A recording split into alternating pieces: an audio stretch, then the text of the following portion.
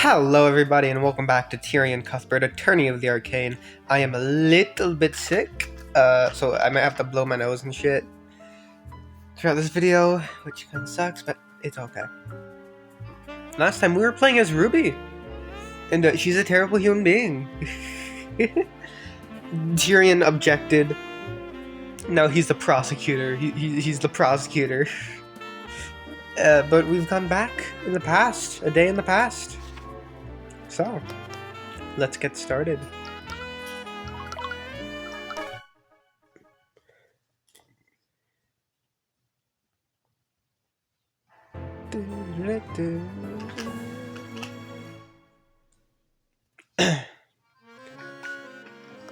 Miriam, you're back! Oh, hello, Leaf. They look so similar. That's probably on purpose. Because they're sisters.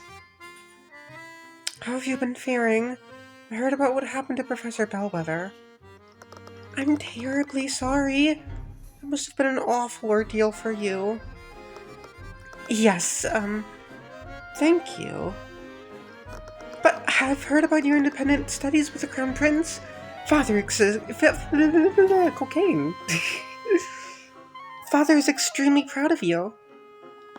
Miriam just scoffed at the obvious lie. It's been so long since you've been back at the manor. I was thinking we could have some tea together in the garden before the guests arrive. I'm terribly sorry, but I'm already exhausted from the trip here. I'd like to rest in my room and prepare for the Lord's Ball tonight. Okay, but let me know if you change your... Leaf wasn't even finished before her sister walked past her and entered her room. Sorry. Case 4, Severed Ties. I feel so out of place here. Despite my clear issues with the Wyvern Guard's upper class, I'd somehow find myself at a party filled with them. I hardly recognized anyone. Not from all the looks I was getting, they clearly recognized me. Why are you in the corner by yourself? I can't believe I let you talk me into coming here. Everyone is... I lost my train of thought. I've been wanting to wear this dress for a while now. What do you think? Oh, it's that bad. Huh? What am I supposed to do when he looks at me like that? No, stunning, beautiful, breathtaking? Several words came to mind, all of which would be mortifying if I said them out loud. Good. You look good. Oh, I look good. That's a start. It's almost as if she had the ability to read my thoughts. She couldn't actually do that, could she? Excuse me. I mean, I had the ability to read people's minds, so logic would dictate that I'm not the only one. What if she could read my mind? What if she was reading it right now? Am I interrupting something? Miss Timora! Celeste and I quietly stepped away from each other when my mentor suddenly appeared. I wanted to check in on you two before you went to meet with the Duke. I spotted Miss Timora's client following behind her. It was hard to read her. The Eye of Horus couldn't glean anything from her mind. Her poise barely shifted. She carried herself with the grace of someone who didn't seem easily rattled. Her expression was calm yet distant. Even when we made eye contact, it felt like she was just staring through me. This was my first time meeting her, but she still looked familiar for some reason. Hi, I'm Tyrion. I'm Miss Timora's ward. I extended my hand to shake hers. She seemed a little unapproachable. I hoped that I wasn't being too forward. Instead of taking my hand, she clapped her hands together and took a deep breath. What? Sorry. I didn't mean to do that. It's a bit of a habit of mine. Oh. I'm Beatrice. I've heard much about you. Beatrice Frege. Oh, just Beatrice. Okay. Occupation freelancer. Age 23, a mysterious woman who seems to be related to House Frege, one of the four pillar families. She is currently working with Miss Timora to negotiate some kind of deal with William Frege. She took my hand before looking to Miss Timora. I wasn't sure about the details, but my mentor was brokering a deal between Beatrice and William Frege. There were many elements of that which I found puzzling. But my mentor was tight-lipped as always. We're going to head to Frege's study. Can you two stay out of trouble while we're gone? Oh, come on! It's not like we always go looking for it! Yet, you two always seem to find trouble anyways. Cuthbert, we're in a manor filled with the highest members of the nobility. You're going to meet some familiar and unfriendly faces. Don't worry. We'll keep it low profile, Miss Timora. So, why were you so insistent on accompanying Miss Timora to the Lord's ball? Ah! You know you can tell me anything, right? Everything that happened in Ornox made me think about things. Every noble in the kingdom attends this ball. I thought maybe whoever left me at my family's tavern would be here. But being here is starting to make me feel weird. The McCoys aren't my real family. Looking for people who abandoned me feels wrong. I don't think that's true. Really?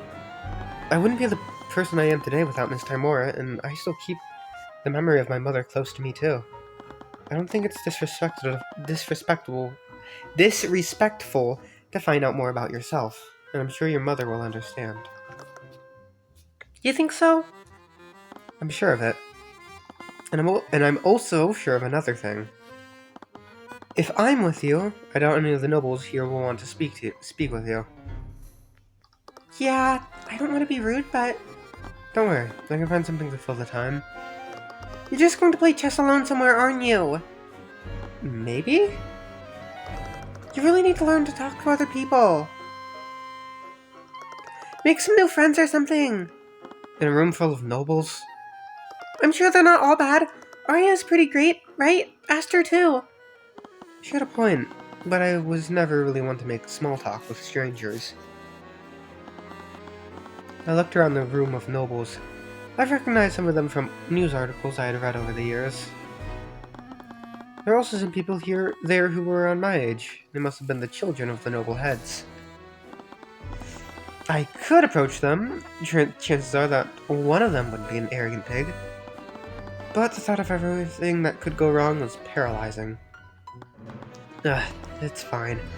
I don't need more friends. I spend most of my time with you anyway. That's enough for me. Well, I'm going to try to talk to some people. Yeah, I'll see you later. Celeste left to mingle with some of the other partygoers. I was almost envious of how easily she could do that.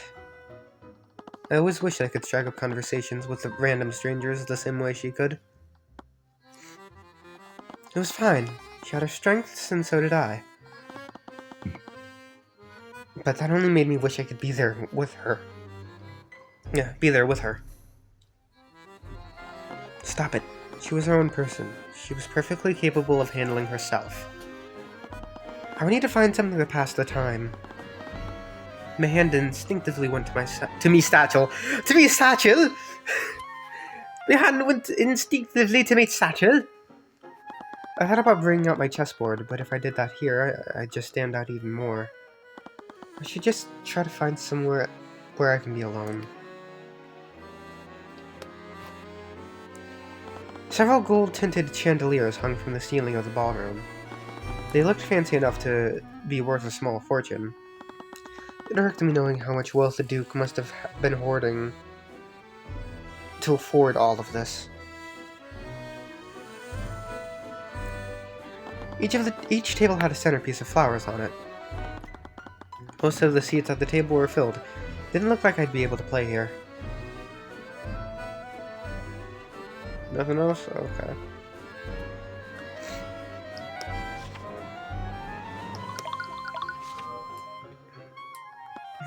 This place looks pretty quiet, but there aren't any tables anywhere.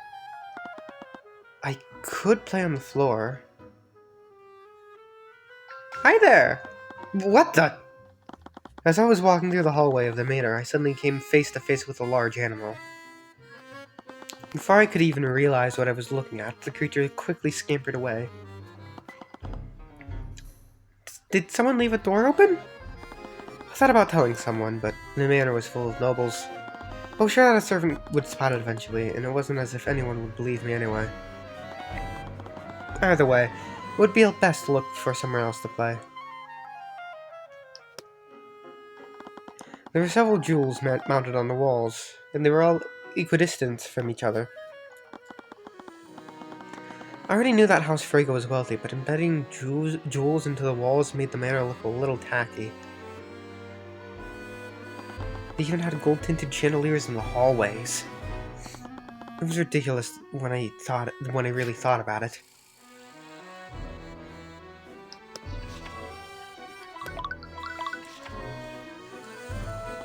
I continued exploring the manor and found myself in a room with several displays. It looked like a gallery of some kind, but it was slightly out of place here. There were a few nobles in the room, and they were all silently appreciating the exhibits. William Frege must have paid a museum to display some historical exhibits for the Lord's Ball. There's a face I haven't seen before. There's a face I haven't seen before. He wore the vestments of an archaeologist, carrying two large satchels crammed with tools, maps, and other instruments. His hair was white and his skin was wrinkled, but he walked with the youth and spirit of someone who had a much longer life ahead of him. Although all of those features were far less notable than the monkey hanging off of his back, small orangutan lifted his head as he looked at me curiously. When I looked directly at him, he hid himself behind the old man's shoulders, peeking at me from behind it. I'm Harold Harrelson. I'm the curator of this collection. Is that name a pseudonym or something? No. Harold Harrelson. Occupation, historian. Age, old. The leader of House Harrelson. He appears to be an archaeologist and historian. This noble house owns the Harrelson Hall of History located in Hammereth. That can't actually be his real name. I see. Wait, as the curator of this museum, he must have known a lot of myths and history.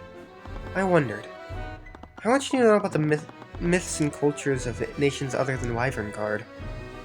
His eyes narrowed. Even his monkey eyed me suspiciously. I know you. Your name is Cuthbert, isn't it? Ah! It was never a good sign when somebody recognized me. You're not exactly a friend of the nobility. I have to ask why you're here. I'm accompanying my mentor. She has business with someone here. He eyed me warily, but his stare didn't carry the usual disdain I received from other nobles. I swear on the Scaled Lord I'm telling the truth. The Scaled Lord is not someone whose name you should invoke so lightly. But it sounds like you're telling the truth. I just can't help but wonder why you're interested in other nations, though. I needed to tread carefully. He seemed nice, but he was still a noble. The kingdom scoured any available knowledge on the other nations. It was difficult to find anything on celestial gods, but I didn't get many opportunities like this. I'm trying to learn more about the celestial gods. That's not something I'd make a habit of telling people, especially someone in your position. I know, but it's been impossible to find any information about them. I really need to find out more. Can you help me? I can't exactly say no to such a curious mind. I'll help you the best I can, but don't let anyone know about this. Sharing this information is technically outlawed by the kingdom. This boy could put all of us in danger. It's a pair of metallic armbands. There are several magical runes carved into them. Those are the armbands of intellect. They were actually created by a member of House Frege many centuries ago. Centuries? That would mean these armbands predate the invention of artificery. That's correct. Legends say that whoever wore these armbands would be granted unparalleled levels of intellect. Many believe that House Frege created those to help them unlock the secrets of magic. Obtained evidence. Armbands of intellect. The armbands of intellect are an ancient artifact. When worn by a creature, that creature's intelligence would be increased beyond the limits of an average human. Legends say that it was forged by a member of House Frege to further their study of magic.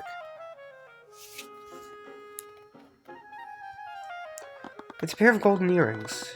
There are small jewels embedded in each of them. I call them the Earrings of Vitality. They're an artifact I found in the ruins of a large Luminite temple. Whoever wears these would have their lifespan increased tenfold. I'm sure it's just a legend, though. Did you read that from some ancient text? Not exactly. I didn't even know there were Luminite temples in Wyverngard. Almost all of them have been completely demolished by the kingdom over the years. The land of Wyverngard's territory once belonged to the theocracy. The kingdom would have rather everyone forget that. Obtained evidence. Earrings of Vitality. The Earrings of Vitality are an ancient artifact. When worn by a creature, that creature's wounds will slowly heal over time. Furthermore, its holder's lifespan increases tenfold for as long as they're worn. Harold Haroldson found them in the ruins of an old Luminite temple. It's a crimson red short sword. That's the sword of spell eating. I want to see. Oh, we don't have the evidence that we had before. Legends say that it has the power to nullify any kind of magic. So it's like an anti-magic field. In a way, but it has less than heroic origins. It's said that this sword was created through a blood pact between a mage and a demon. A demon? Demons are terrible and powerful creatures. They exist solely to sow chaos and oppose the gods. They supposedly took great pride in their ability to deceive and corrupt people. Legends say that most demons had the power to absorb and nullify magic. Many have theorized that a demon imbued some of that power into the sword. Obtained evidence. Sword of Spell Eating. The Sword of Spell Eating is an ancient artifact. When wielded by a creature, that creature and anything connected to them, physically or magically, are immune to all harmful magical effects. Legends say that it was forged through a blood contract between a mage and a demon. Is it safe to put something like this on display? Don't worry, these displays are fortified with several abjuration spells. But even Lord Steelwind would have trouble getting into this. Obtained evidence. Haroldson's security. The artifacts on display at the Lord's Ball were protected by layers of abjuration spells. Even a highly skilled mage would have trouble breaking into them. It's a painting of some sort of scientist. That man is Dr. Luke Kepfer. He was an alchemist and inventor from the nation of Arcaris. He is well known for his studies into imbuing intelligence into automatons. Intelligent automatons. Would that make them similar to Arcane constructs? Yes, actually. I wouldn't be surprised if Lord von Sanctus used Dr. Kupfer's research to create those constructs. I doubt he even created them. He seemed to be importing all of them from Arcaris and taking credit for their work. It's a painting of a researcher. This is Professor Matt Fairland. He was a professor of some renown. He was a researcher of combinatorial magic theory. What's that? It's the study of how different types of magic interact with each other. He famously ran an experiment on what would happen if two anti-magic fields overlapped each other. That's actually pretty interesting. What were the results of the experiment? Well, they had mages into the space while the two fields overlapped. Turns out that those mages were able to use their magic in that space. Wait, how would that be possible? They would have had two anti-magic fields affecting them. When the two fields overlap, they cancel each other out. I've heard that it's akin to multiplying two negative numbers together. God, I hate being sick. So what's a historian doing at the Lord's Ball, Lord Haraldson? Harold. Oh, okay, Mr. Harold. Harold. He was being really stubborn about this. It'd be best to just go with it. My apologies, Harold. The Duke of Finance invites my museum to set up some displays here every year. You must think it adds a semblance of culture to the Philistine. It's a Haraldson Hall of History located in the city of Homerith. Unfortunately, I don't think his guests appreciate the historical significance of these items. Honestly, I think you're the only person in years who's taken a meaningful interest in them. Sorry, but I really have to ask, is that a monkey riding on your back? I looked at the animal, but he quickly avoided eye contact with me and hid behind Harold's shoulder. Yes, this is my familiar, Eugene. Oh, you cast familial bond on him. I'm surprised you know about it. It's quite rare. Very few mages take the time to learn how to cast it. Obtain evidence, familial bond. I guess I'll read that again. Eugene helps me with my day-to-day. Wrong thing. Oh, wait. Eugene Haraldson, Lord Haraldson's pet monkey and magical familiar. They can speak to each other telepathically, but he's usually hanging off of Harold's shoulder. Aww. Familial bond, school divination. Incantation, returum. Gesture, none. Duration, until either target dies. Concentration, no. Cast the forms of... Okay, no, I'm not gonna do it again. I don't care.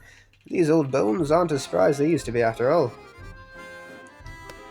Let me present my runestone. Ah, what is this? A rare artifact? It's an attorney's runestone. It proves that I'm a certified attorney. Bah, all of my colleagues have similar devices. They're so enamored with all these newfangled functions. Well, you won't catch me chasing passing fads like that. Sorry? Harold, what do you know about the celestial gods? I haven't been able to find anything about them. That makes sense. They're primarily worshipped by the people of the theocracy of Lumina. That might explain why worship of them was outlawed. Lumina was the kingdom west of us, but I knew very little about them. All I knew was that we fought them during the First War of Wyverngard, and then later during the Great Luminite War. They'd been Wyverngard's long-standing enemy for a while. Simply asking about them could raise suspicions of treason. There are 9 celestial gods, each representing a divine domain in heaven. Deus, Odin, Machina, Horus. Why is there... I think Deus is a god, like an actual god too? I'm not entirely sure, I just remember hearing that name somewhere. I could be mistaking it for something. But Odin, that's just the Norse god. I'm sorry, one of them is named Horus? Yes, Horus the Lightbringer. He's the god of radiance and ruler of the sixth domain in heaven. I thought I just made that name up when I was younger. Horus was real? Is something wrong? No, I was just thinking about what you said.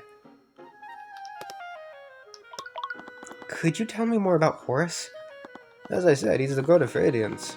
The sun and the concept of light lie within his domain. He's also said to embody the virtues of truth, justice, and the American way. And life itself. He is the enemy of lies. It was a little unnerving how much of a chord that struck with me. It also reminded me of something. Did that mean that naught could remain concealed from him? Some legends claim so. I'll be honest, I only have so many texts available to me. My knowledge of Lumina is limited to their myths, and my requests to travel to Lumina have been denied for decades. But there are many stories of his followers being blessed with the ability to see through lies and deception. Almost as if they had his eyes. But that didn't make any sense. I didn't worship Horus. I didn't even know who he was until tonight. Why would he give me this ability? No, I needed to think of this more rationally. The mages of Wyverngard supposedly descended from people blessed by the Scaled Lord. Using that logic, could I have descended from people who were blessed by Horus? Are any of his followers established in Wyverngard? Heavens, no. Illuminates are viewed as enemies of Wyvern God. I'd imagine any known followers would have had unfortunate accidents before them. That might explain why my mother never talked about him with me, but I'd really wish she'd left me with something. You've been awfully inquisitive about this. Why are you so interested in Horus and his followers? It's purely academic curiosity. He clearly wasn't convinced, but he didn't push the matter further. My attention was drawn to the Earrings of Vitality. They were supposedly an artifact from the ancient days of the Theocracy. Harold, would it be okay if I took a closer look at these earrings? How presumptuous. I promise I'll be careful with them. I suppose I can make an exception this time. Lord Haraldson walked up to the display case and whispered something into the runic console attached to it. I heard several magical locks disengage before he opened the display case and carefully pulled out the artifact.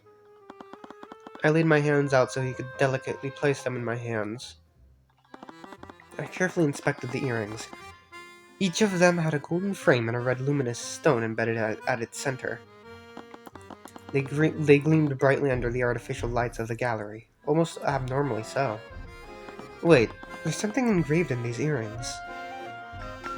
What? I could barely make out the exaggerated exaggerated what? That's not written there? I could barely make out the text engraved on the golden frame. It was nearly microscopic. I lie at the beginning of illumination. I lie within eternity, and I cannot be found in the shadows. What am I? A riddle? What is the solution to this riddle?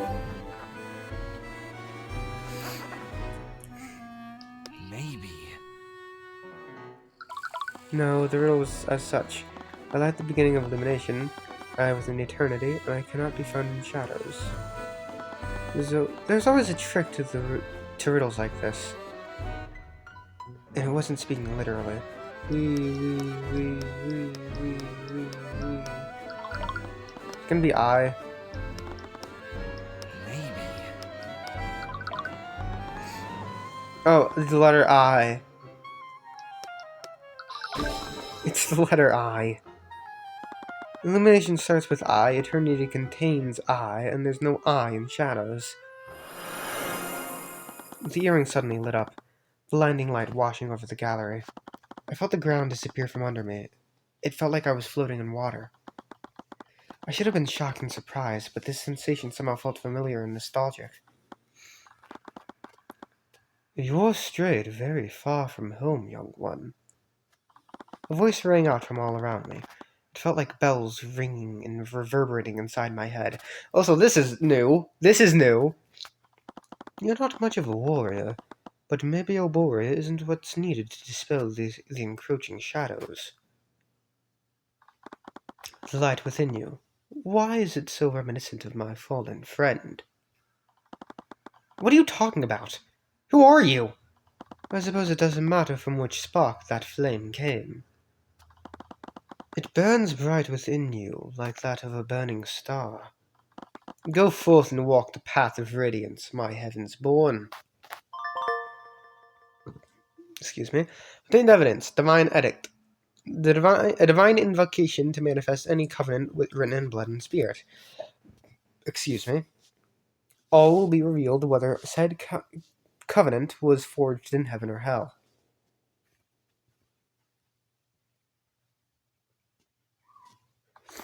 Mr. Cuthbert, are you okay? What? What just happened? All I did was blink and I suddenly found myself back in the gallery, as if I had woken from a dream. You were just standing there, staring at nothing. Didn't you see that blinding light? There's that loud voice, too. I didn't see anything. May I see those earrings? Right, of course. I didn't see the engravings. I don't see the engravings you were talking about. I know it's small, but it's right. As I took another look at the earrings, I realized that the riddle had disappeared. The golden frame was smooth and unblemished. It was as if the text had never been there. What? Was I just seeing things? I doubt you hallucinated such a specific riddle. Am I being pranked? Did someone from the Historical Society put you up to this? No, it was... What was going on? Did that riddle have something to do with the Eye of Horus? I hope Celeste's investigation was going better than mine. Bro, you met Horus. Your investigation is going amazing. How dare you insinuate such a thing? I wasn't trying to insult you, I just... Enough! If you try to speak with me again, I'll have you arrested for harassment. The noblewoman stormed off in a huff. Celeste just let out an exhausted sigh. Every conversation she tried hadn't gone any differently. This isn't working. I don't think asking them like that will be very effective. What? Excuse me? Oh, I like that dress. Did you expect anyone here to be truthful with you? You're essentially asking them if they engaged in adultery. Oh, hi Arya. I'm surprised to see you here. You're not party crashing, are you? Of course not! I came here with Ruby and Tyrion! That honestly just raises more questions. But I will take your word for it. I don't know if it's any of my business, but you should think about whether this is what you truly want. What? I understand wanting to find out more about yourself, but getting entangled in the aristocracy will only bring you misery. I should know. I just want to know more about where I came from. Might help me understand all this weirdness inside of me. I don't think you're weird at all. I quite enjoy your company. Ah, really? I'm sure Mr. Cuthbert feels the same way. Really? Is something wrong? I really don't like how this game... Like, I can't remember if it was the same in, the third case, but the first part in, the second case had a song play throughout the, for the entirety of the first part. And the same thing is happening here. It's really... I don't like it. It gets... I don't like it. Is something wrong? No, it's just that... Actually, what do you think about Tyrion, Arya? Well, he's a remarkable attorney. His detective skills are incredible. Frankly, I'm a little envious of his talent. I'm loath to admit that Ruby Timora has taught him well. I meant as a person, Arya! I only know him in a professional capacity. But don't you notice how much he cares about people? I suppose he's quite dedicated to his job. But it's not just a job to him. He really cares about his clients and helping them. It doesn't matter how much danger he puts himself in. It doesn't matter who threatens him. He just keeps going. And it's honestly kind of annoying. He won't back down from anyone, even the Four Pillars. Ever since he indicted Pierce, someone has been sending people into Tyrion's home. I'm good at my job, but I'm worried I'm going to slip up one day and let him get seriously hurt. I am sorry about that. I really wish I could do more to help you with that. It's fine. It's my responsibility to protect him. Have you ever told him how worried you've been? I don't want to stop him from doing what he's doing. And I don't think he'd even listen if I did. That's what makes him who he is. He's helping a lot of people. He inspires them too. He's amazing and courageous and caring and sweet and... Celeste? Oh, no, I don't know. Things have been really weird since Oranox. I've been meaning to ask about that. Did something happen during Dracogan's trial? Oh, we kind of slept together? Before marriage? Oh my god. No, not like that! We just slept in the same bed and held hands. Before... Before marriage? What? I suppose everyone has different levels of libido, but you shouldn't be so reckless. Arya, I'm not going to get pregnant from holding Tyrion's hand. Even so, I'm not sure what kind of woman you think I am. I do not wish to indulge in your lecherous talent. What the fuck?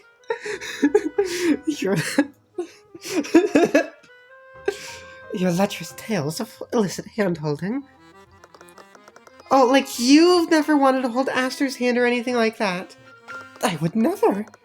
I only have the utmost respect for him. What the fuck? Come on! I was there at the refinery! It's obvious you like him like that. Please, you're grossly over-exaggerating things. And what if I told you he was standing right behind you?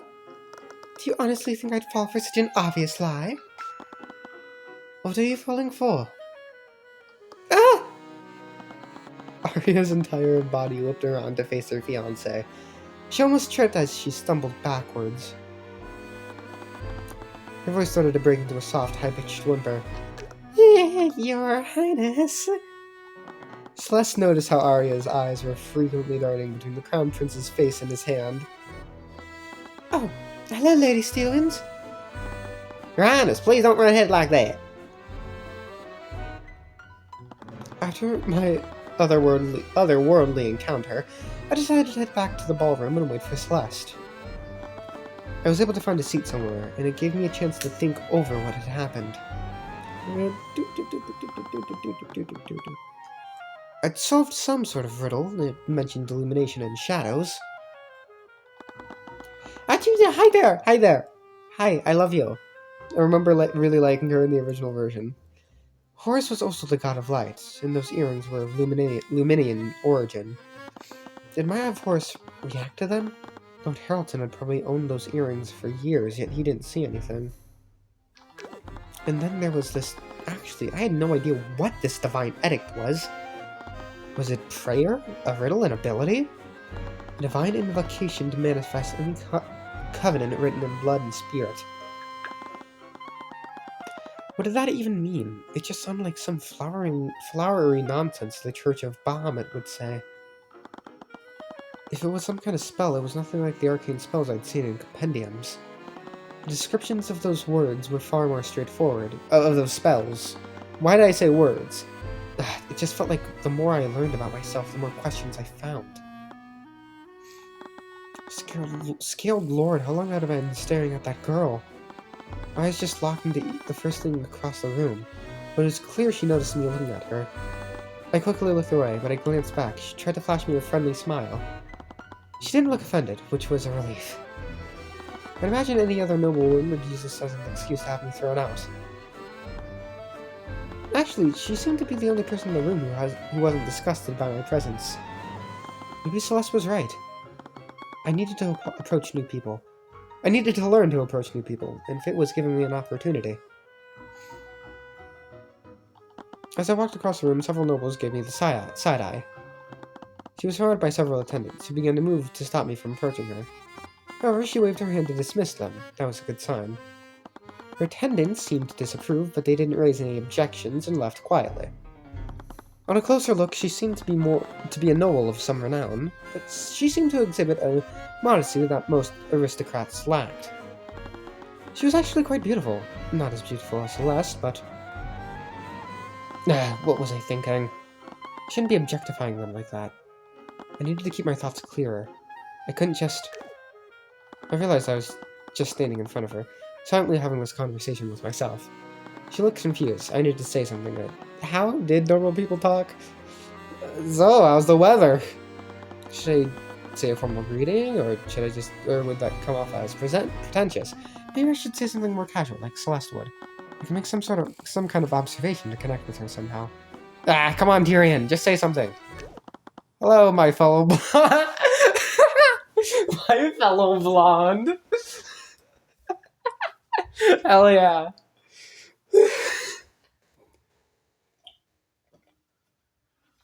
Oh my god. How do you do, fellow kids? Hello, my fellow blonde. What's going on? This memory would haunt me for the rest of my life. Hello? I cleared my throat. I'm sorry if I was staring. I was just daydreaming, I guess. Oh, that's okay. I wasn't staring at you. Or, well, that's not to say that I wouldn't intentionally stare at you. Tyrion, what the fuck? Tyrion, what the hell are you saying? She's going to think you're a psychopath. Recalibrate. Change the subject. Social interaction suckered for the sake of engaging individuals in activities. What activity would someone do at the Lord's Ball? Would you like to dance? Tyrion, you don't know how to dance! Okay. Hey, Aster. What do you think of Arya's dress? It suits her quite well. Mara, you look lovely. Squeak. Gross. But I must say, Miss Vickle, I'm surprised to see you here. How did you get an invite to the Lord's Ball? I'm just hanging along for one of Ruby's jobs. Ah, that explains why Mr. Cuthbert is here as well. Oh, Tyrion's back. Where is he? I scanned the ballroom until she found Tyrion. Who the hell is that? Oh, I believe that's Lady Freyga. That's strange. She usually rebukes most men who approach her. I mean, I guess Tyrion's got that autistic riz. I don't know.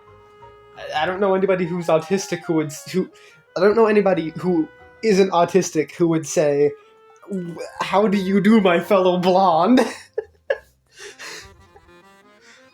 Oh, she does she? Because Tyrion's special for some reason. Never told me he could dance. They were stumbling along the dance floor. The Crown Prince watches Tyrion step on Lady Freyga's toes several times. I don't think you actually can. What does Freyga want with Tyrion? She's up to something! Arya, what do you know about her?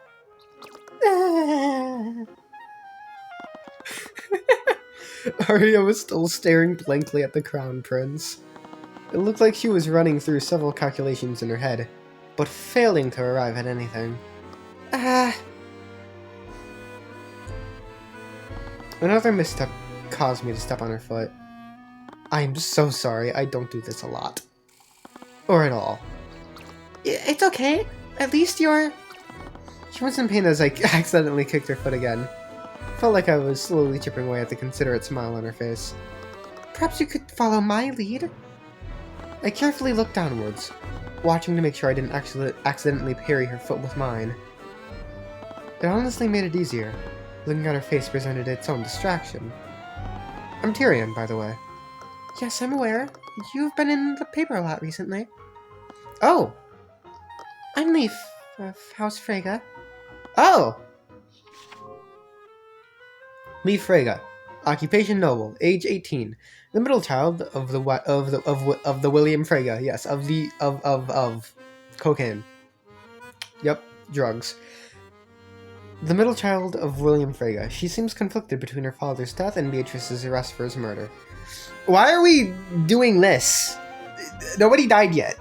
She's much kinder than Miriam. It's hard to believe they grew up in the same home. Of all the people I could have approached, I chose someone from one of the four pillar families. But she didn't seem too bothered. Why would she agree to dance with me if she knew who I was? I'm sorry for not bringing it up sooner. I can imagine you wouldn't want to associate with someone like me.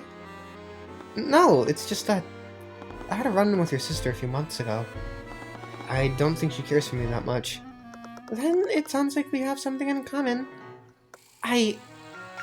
Before she could finish that thought, she suddenly froze. I almost tripped as I avoided stepping on her foot again. She was staring wide at something behind me.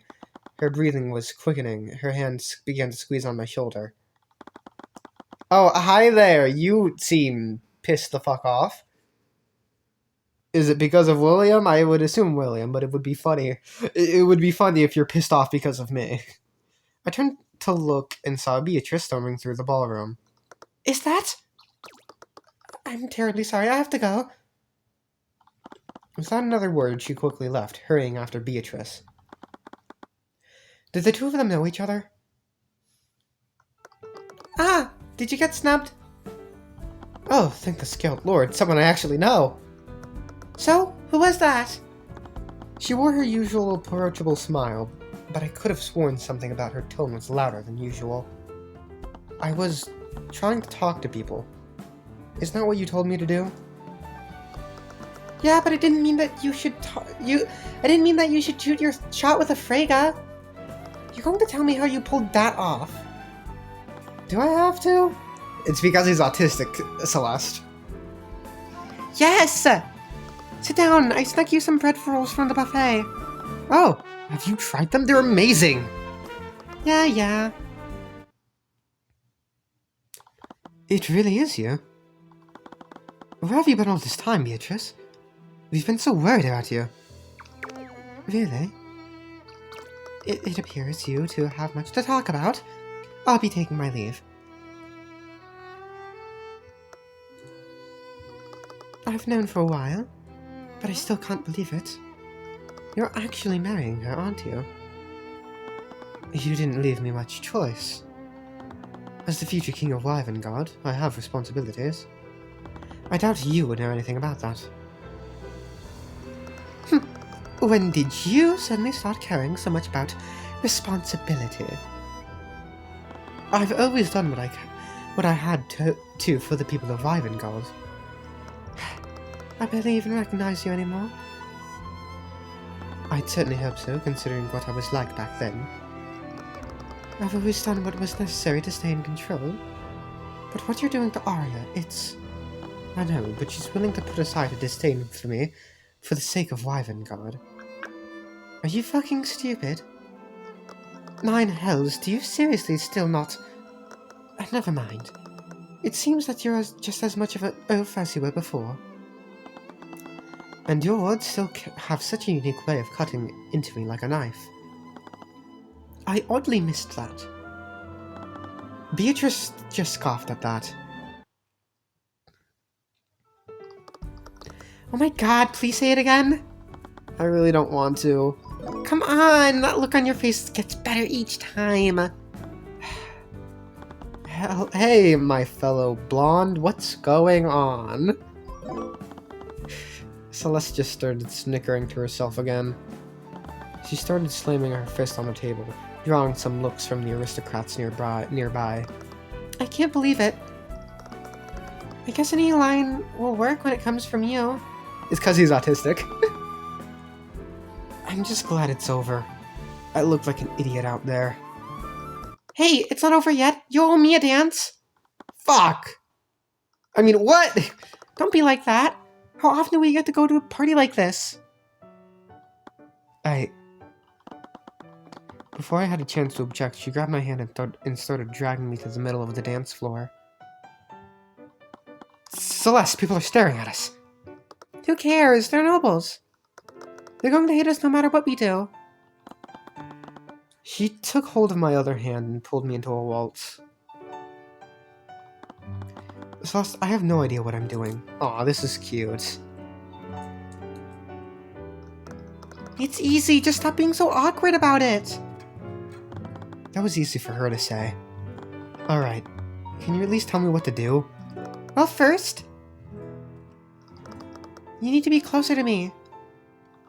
With one swift motion, she pulled my body closer to hers. I don't remember being this close when I was dancing with Leaf. Yeah, well, I'm not Leaf. Watch where I'm going and follow my lead. You seem to know a lot about these things.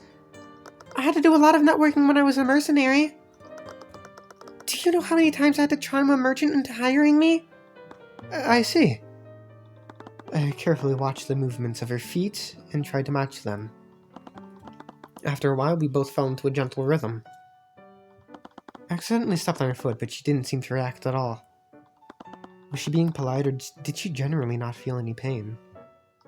You're getting it, but don't focus so much on where your feet are. Just look at me. What? Come on, look up. I finally looked up at her, and she smiled back at me. It was embarrassing being this close, but every time I avoided her eyes, I found myself being drawn back into them. There he is! The infamous Tyrion Cuthbert. He never turns away from challenging a noble, but he can't stand a step to save his life. I was starting to become lightheaded for some reason. Was I sweating too much? I really hoped that it wasn't visible. Every part of my body was tense, but I didn't want to break away from her. There was a comforting warmth behind all of this. Things were always different with her. I let myself relax a bit more and continued matching her movements. See, there you go. But... What is it? You know the man is supposed to lead, right? Hey, that's sexist. Maybe I don't subscribe to gender stereotypes. Or maybe you just suck at this. Both can be true. I've forgotten what it was like to let go like this. It always felt like there was something to prepare for. A client that needed saving, a killer that needed catching. I'd been so caught up in trying to learn more about the Eye of Horus that I was ignoring other thoughts I'd been having. I took a deep breath. Can we talk about what happened in Noranox? Oh! I felt her arm tense around my shoulder. It was weird, wasn't it? Us sleeping together? Or, I mean, I know we didn't sleep together, but I was nailing this. I was absolutely nailing this. No, I get it. It wasn't exactly professional. Yes, exactly. It was very unprofessional of me. Even if it was an accident, I'm worried that I overstepped my boundaries as your employer. Well, Ruby is my employer. You're different. Different? How? Oh, She seemed to think about it for a moment before she sighed to herself. I guess you're the only person who doesn't treat me like a monster. Because you're a mage? Come on, Tyrion! You've seen me fight! I know you're just being polite about it, but it's off-putting, right? It really isn't. What are you talking about? Really? It doesn't freak you out whenever I beat up a crowd of thugs in an alleyway?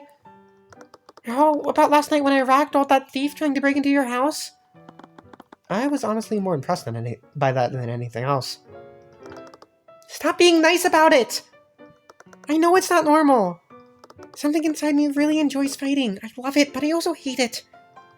Every time someone's seen me fight, they start looking at me like I'm some kind of bloodthirsty freak. Even my parents used to look at me like that sometimes. I'm really sorry if I've ever looked at you like that.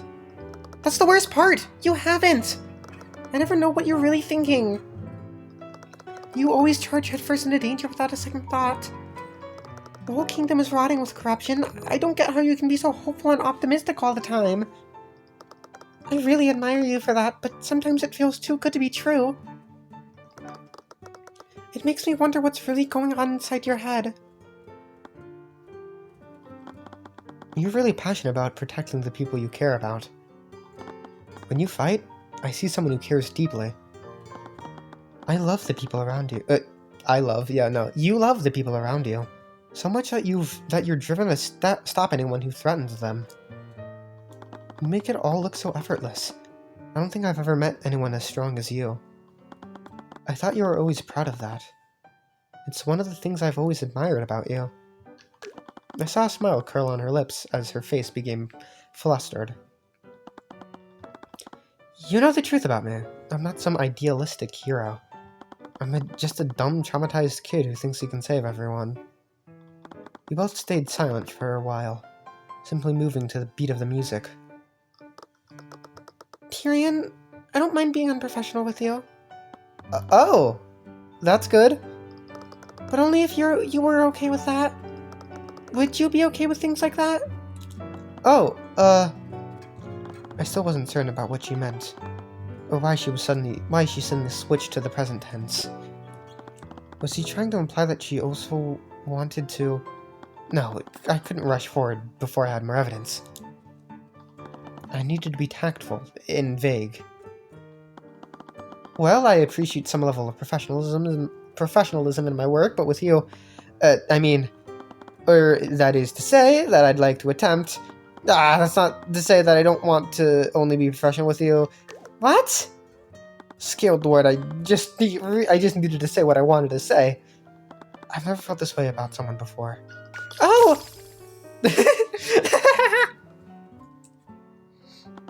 I don't know how to navigate this, but I want to, if you're okay with it.